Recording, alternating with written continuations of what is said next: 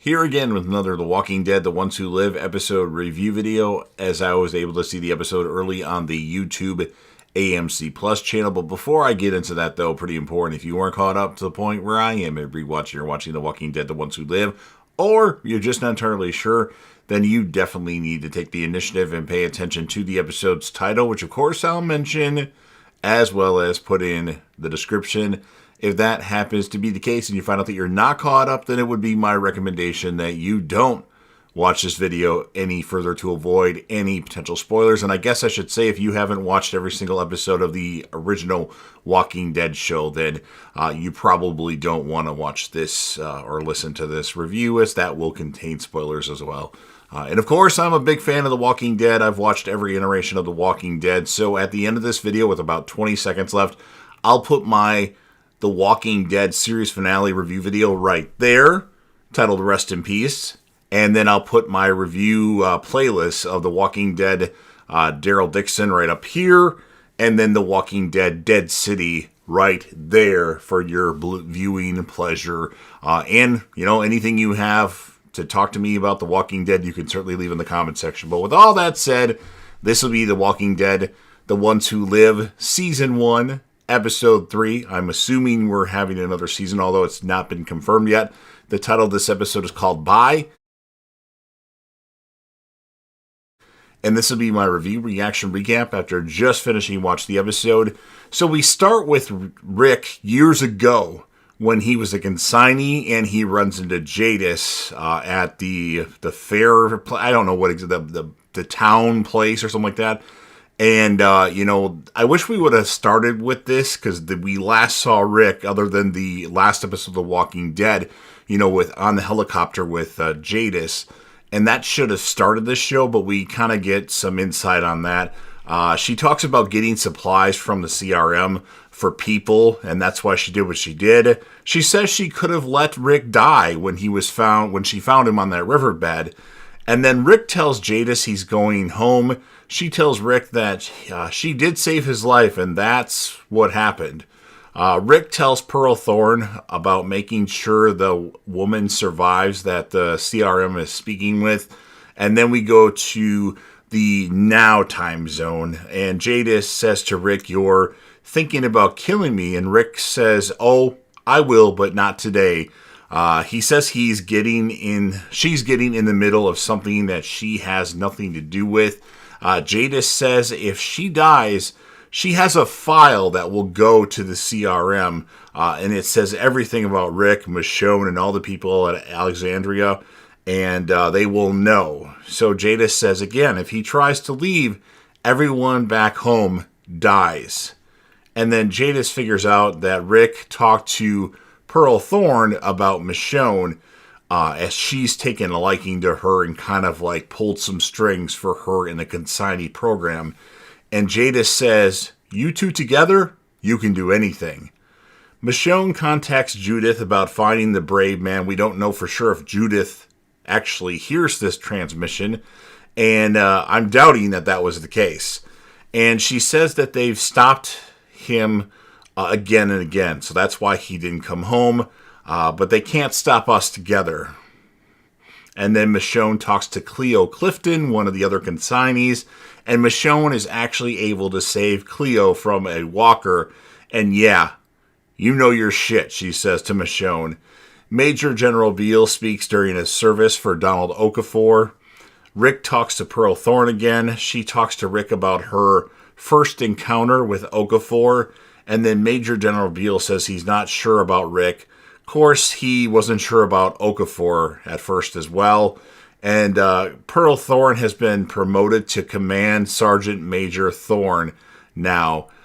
Major General Beale told her everything, so some things that Rick doesn't know about, now she knows about. And Bella Thorne, or Pearl Thorne, says that Michonne can't pull her down. Like she will not be the cause of her making a mistake or her being in trouble. And then Rick, as Michonne walks by, he actually passes something to her as he was digging in his pillow for different things, and he wrote up Michonne something, and he's able to get Michonne back her katana. And it turns out Rick isn't even leaving with Michonne. He wants her to go back home. He says, if you love me, you'll go. Very powerful stuff there. Rick goes to speak with Jadis. He tells her she's gone and you're helping me make sure she stays gone. And then Rick tells Jadis that people are a resource. So he's quoting Negan here. Jadis wonders if there's something else keeping him here. Tells Jadis she's a hero with a shit haircut. That was funny. That actually made me laugh out loud. Like, legitimately, I started laughing. Michonne didn't leave, it turns out. Pearl Thorne says it doesn't... Or she doesn't like that she relies on others for... Oh, it doesn't look like that she relies on others for safety. And then Rick speaks to Michonne. Michonne radios Judith again, says she could have come home, but she wouldn't leave without the brave man. And then Michonne finds the guy that's been drawing her for Rick. She tells him now she's looking for him, essentially. And he says, believe a little bit longer. So that's like a tagline in this series, believe a little bit longer. Pearl Thorne talks to Michonne with Rick standing behind her. She asks her who she is, and Michonne says Rick was about to die if she wasn't there. She also said he seemed helpless. And Pearl Thorne doesn't believe that Rick Grimes was in any danger whatsoever because she knows who Rick Grimes is. And then Pearl Thorne tells Rick she will be joining us. Dana will be, or Michonne, as we know her. And then Pearl Thorne tells Rick she's not Okafor. Like, she doesn't do the things the same way that Okafor would do them. And then Michonne gives Pearl Thorne an order, and when they're out and about, like they leave on a helicopter and they're out and about killing walkers in like a forest, and Michonne ignores one of her orders, and she's pushing this cart that has like a bomb or something on it, and the cart like kills walkers when you go past it. And Rick ends up helping her push the cart because Pearl Thorne couldn't push it for a second there. And then Rick and Michonne kiss behind the knees, or behind trees, not knees. And then it appears that Pearl Thorne was actually going to kill Michonne, as she had Michonne in the scope of her rifle.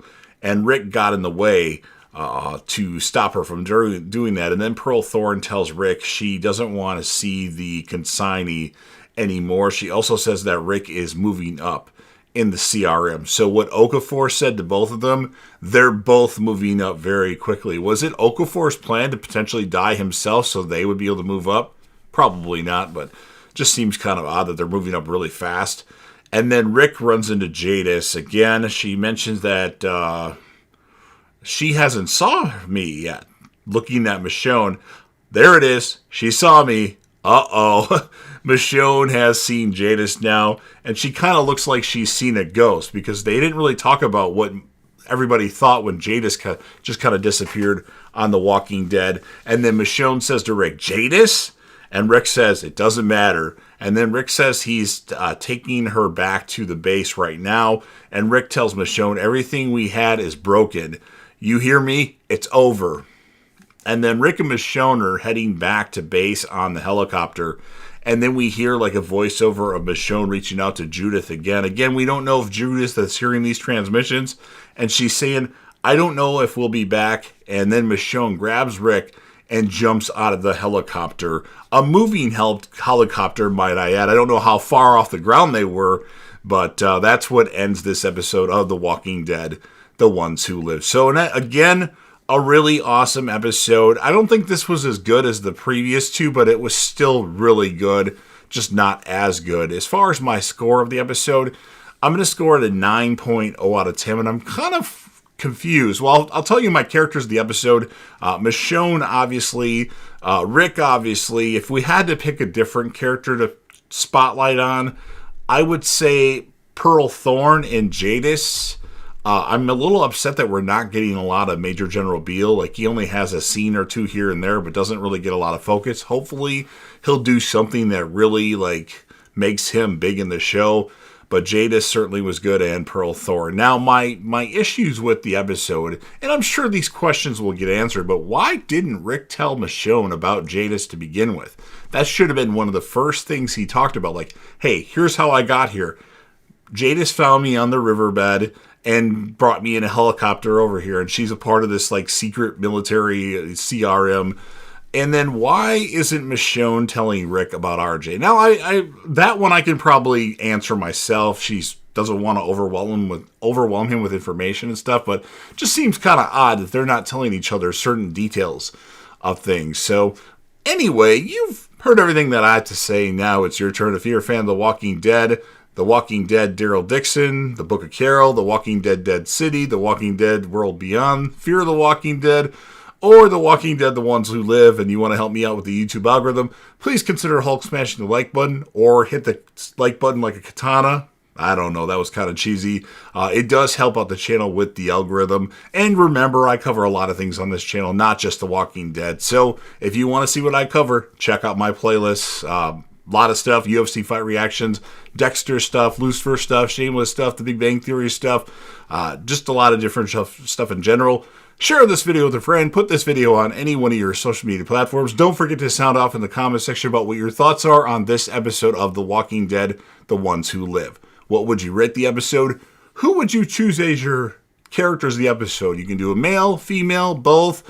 Obviously, Rick and Michonne, probably going to win it every time. But if there's a different character that you want to put a spotlight on, that would be something that would be cool to hear. But let me know any comments that you have, anything that you have as far as what this show is going to do, how it's going to end as far as the first season, assuming they come back for another season, which I guess it's not 100% certainty. And things are moving at a very fast pace, so that kind of worries me that it might not be a second season, but I think it will be. And then remember, click right here for my Walking Dead series finale review video, assuming you've seen every single episode of The Walking Dead. And then last but certainly not least, don't forget to hit that sub button. You are watching the video anyway. Subscribe to the channel, join the team, show your damn support, and be a part of something special. And you never know what you're going to see on JDev TV.